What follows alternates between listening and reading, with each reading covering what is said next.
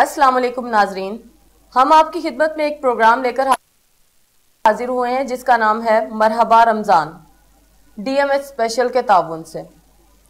नाजरीन, जैसे कि हम लोग सब जानते हैं कि रमज़ान करीम का मुबारक महीना, और इस मुबारक महीने में अल्लाह ताला की जो जितनी भी बरक़ात हैं, जितनी भी तालीमात हैं, और इसी मुबारक महीने में कुरान पाक का नज़ूल भी हुआ। हम अपने इस प्रोग्राम के ज़रिए आपको ये बताना चाहेंगे कि इस रमज़ान मुबारक में हमें किन तालीमात की तरफ तवज्जो देनी चाहिए। रमज़ान करीम जो कि बाबरकत महीना है, हमारे पास जो आज इस प्रोग्राम में बड़ी शख्सियात मौजूद हैं, हम उनसे आज ये जानना चाहेंगे कि इस मुबारक महीने में मुसलमान होने की हैसियत से हमें किन इक़दार का ख्याल रखना चाहिए, और इस मुबारक महीने के सदक़े हम अल्लाह ताला की खुशनुदी को कैसे हासिल कर सकते हैं और किस तरह हासिल किया जाना चाहिए। हमारे साथ इस प्रोग्राम में आज शामिल हैं ज़रफ़शाह फ़रहीन साहिबा, जो सदर हैं जमात इस्लामी हल्का ख़वातीन लाहौर की, और हमारे साथ जो दूसरी मेहमान शख्सियत यहाँ पे शामिल हैं वो हैं नौशीन सिद्दीकी साहिबा, जो कि मीडिया कोऑर्डिनेटर हैं जमात इस्लामी लाहौर की। हम अपने प्रोग्राम का आगाज़ करेंगे ज़रफ़शाह साहिबा से। हम उनसे ये जानना चाहेंगे कि आप, चूँकि हम सब जानते हैं कि हमारी ज़िंदगी में हमें एक और रमज़ान शरीफ देखने का मौका मिल रहा है, अल्लाह ताला का शुक्र है। मेरा आपसे ये सवाल है कि रमज़ान की फ़जीलत क्या है, और हमें अल्लाह ताला की खुशनुदी जो है वो किस तरह से हासिल की जा सकती है, हमें किन अहकामात को जो है उन पर अमल पैरा होना चाहिए। जी, बहुत शुक्रिया फौजिया साहिबा। मैं अल्लाह ताला के पाक नाम से ही आगाज़ करूँगी अपनी गुफ्तगू का। बिलाशुबा अल्लाह ताला ही तारीफ़ के लायक हैं, और वाकई आपने बात ये दुरुस्त फरमाई कि हमें बहुत अल्लाह ताला का करोड़हा शुक्र अदा करना चाहिए। माह रमज़ानुल मुबारक एक ऐसा महीना है जो हकीकत में अल्लाह ताला ने उम्मत मुस्लिमा के लिए ही नहीं, पूरी दुनिया के लिए एक इनाम के तौर पर, एक तोहफे के तौर पर उतारा है। अल्लाह ताला ने ये माह रमज़ानुल मुबारक जिसमें रोज़े फ़र्ज़ किए गए, कुरान करीम में दुनिया के लोगों को और बिलखुसूस ईमान लाने वालों को मुखातिब करके फरमाया। सूरह बकरा में अल्लाह ताला इरशाद फरमाते हैं आयत नंबर 183 में, या अय्युहल्लज़ीना आमनू कुतिबा अलैकुमुस्सियामु कमा कुतिबा अलल्लज़ीना मिन क़ब्लिकुम लअल्लकुम तत्तक़ून, कि ऐ लोगों जो ईमान लाए हो, तुम पर रोज़े फ़र्ज़ किए गए हैं जिस तरह तुमसे पहले की उम्मतों पे फ़र्ज़ किए गए थे। और क्यों फ़र्ज़ किए गए? लअल्लकुम तत्तक़ून, ताकि तुम्हारे अंदर तक़वा पैदा हो जाए। गोया यहाँ इस आयत से ये बात क्लियर हो रही है कि आप नबी मेहरबान सल्लल्लाहु अलैहि वसल्लम की शरीयत में ही नहीं, बल्कि आपसे पहले भी जो अम्बिया दुनिया में तशरीफ़ लाए, उनकी जो कौमें और उम्मतें थीं, उन पर भी रोज़े जैसी इबादत फ़र्ज़ की गई थी। ये रोज़े की इबादत आखिर अल्लाह ताला को इतनी महबूब होगी, और यकीनन है इसीलिए अल्लाह ताला ने बार बार हर नबी की शरीयत में इसको नाफिज किया और फरीज़े के तौर पर नाफिज किया। इसके हवाले से अगर आप मज़ीद कुरान और हदीस का जायज़ा लें तो मैं आपको यहाँ एक वाक़या भी बताना चाहूँगी कि आप नबी मेहरबान सल्लल्लाहु अलैहि वसल्लम से आपके एक सहाबी ने ये सवाल किया, अल्लाह के रसूल, हमसे पहले जो अम्बिया दुनिया में आए, उनकी उम्मतें आई, उनकी जो एवरेज उम्र थी वो बहुत ज़्यादा हुआ करती थी, 1000 साल, उससे भी ज़ायद, या 900 साल। तो आखिर उन्होंने अपनी उम्र में जितने रोज़े अदा किए होंगे, जितनी इबादत की होंगी, उनका दर्जा, उनकी इबादत का इनाम और सिला जो कुछ उनको मिलेगा वो हमें तो नहीं मिल सकेगा, क्योंकि उम्मत मोहम्मदी की जो औसत उम्र है वो कम बताई गई है, ज़्यादा से ज़्यादा 60 साल।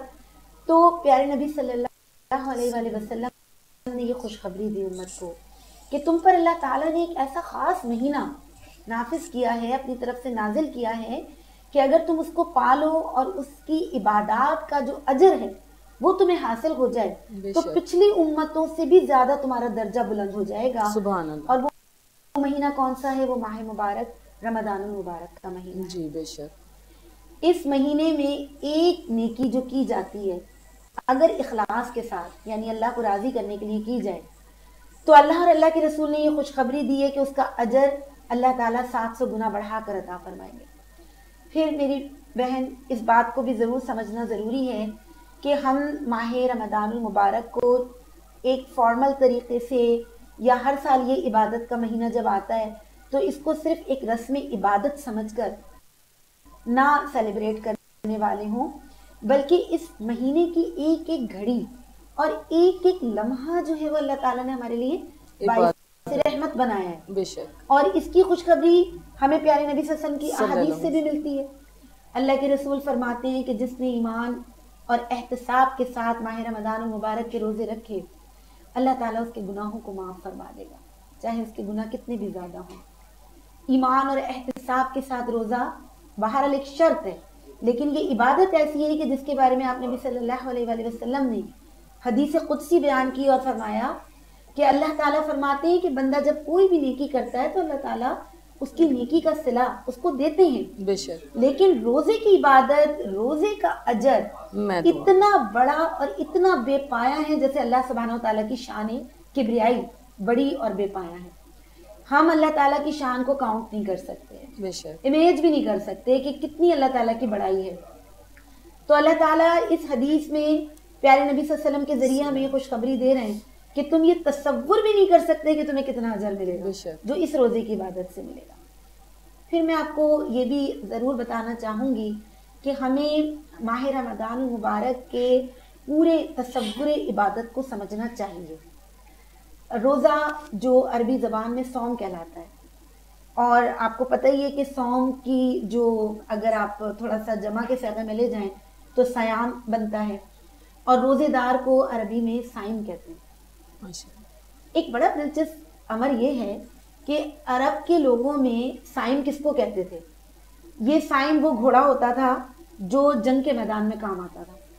اور آپ کو یہ پتہ ہے کہ جو جنگ کا ماحول ہوتا ہے اور جنگ میں جس جس قسم کی قربانی اور سٹرگل کرنی پڑتی ہے وہ کوئی عام نہیں کر سکتا، نہ انسان کر سکتا ہے کوئی عام، نہ اس وقت استعمال ہونے والے گھوڑے ایسے عام ہوتے تھے. وہ عربی نسل کے بڑے طاقتور اور توانا اور ایسے ہوتے تھے گھوڑے کہ جن کے بارے میں کہا جاتا ہے کہ ان کو کئی کئی دن فاقے کروائے جاتے، ان کو پیاسا رکھا جاتا، ان کو صحراؤں میں دوڑایا جاتا، پہاڑوں کی چوٹیوں پر دوڑایا جاتا. اور وہ ایسے گھوڑے ہوتے تھے جو اپنی جان اپنے مالک کے لیے قربان کرنے کے لیے تیار ہوتے تھے. سبحان اللہ. اور وہ ایسے گھوڑے ہوتے تھے نہ جو جنگ میں دبتے تھے، نہ جھکتے تھے، نہ گرتے تھے چاہے ان کی جان چلی جائے. صائم کا وہ تصور روزے دار کا مجھے اور آپ کو سمجھنا ہے. اللہ تعالیٰ نے اگر ایک روزے دار کی عبادت کو پسند فرمایا تو اس کے ساتھ اصل میں شرط یہی ہے وفاداری کی اپنے مالک کے ساتھ. ہم صرف روزہ رکھ کے بھوک اور پیاس کوئی برداشت کرنے والے نہ ہوں، بلکہ ہم اس بات کو سمجھیں کہ اصل میں اللہ تعالیٰ کو میری وفاداری مطلوب ہے، اللہ تعالیٰ کو میرا اخلاص مطلوب ہے. یہ جو لعلکم تتقون کی شرط لگائی گئی یہ یہی چیز ہے. تقوی کیا ہے؟ کوئی ڈریس کوڈ تو نہیں ہے جو میں اور آپ پہن لیں. تقوی ہے ہونا، اللہ کے نبی نے فرمایا تقوی دل میں ہے.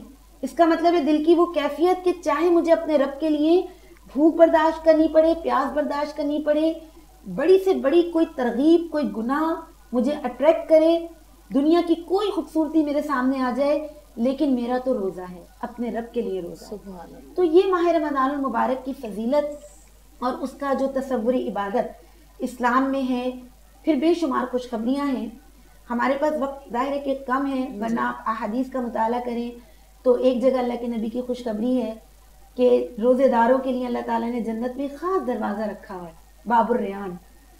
بہت سارے نیکی کرنے والے جنت میں جائیں گے، لیکن روزے دار اس باب الریان سے گزرے گا اور فرشتے اس کی سلامتی اور استقبال کے لیے موجود ہوں گے. روزے دار کی دعا رد نہیں ہوتی.